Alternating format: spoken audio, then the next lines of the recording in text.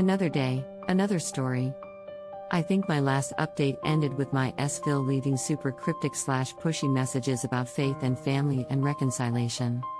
He even tagged us in a 6-minute video of him talking about the sanctity of the family in Christianity and how people need to respect the matriarch and patriarch.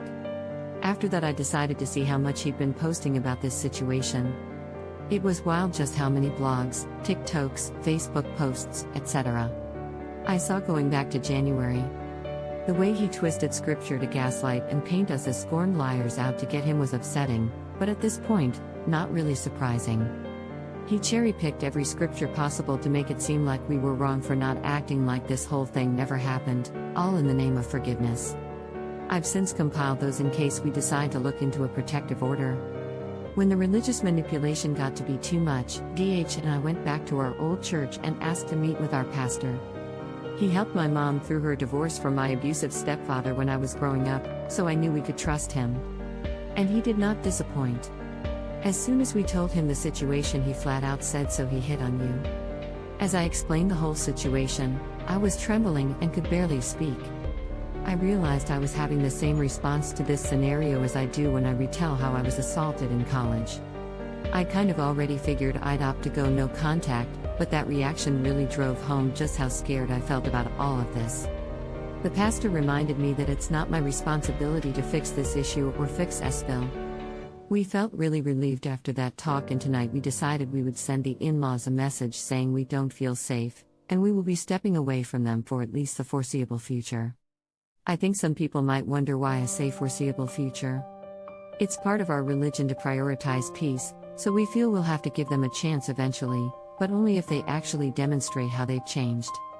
Even then, our relationship will be very different from how it was. So we sent the message, and FIL just sent back a link to a video.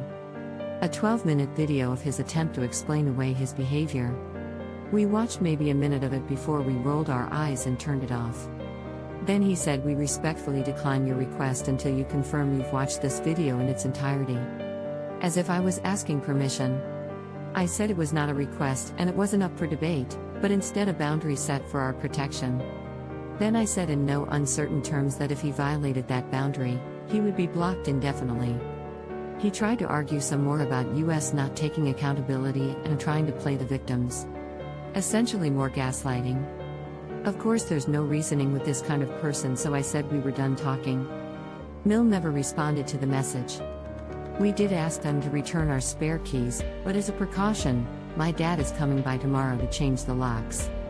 Don't worry, we have a security system, complete with cameras, and some of my family members are police officers who patrol our neighborhood.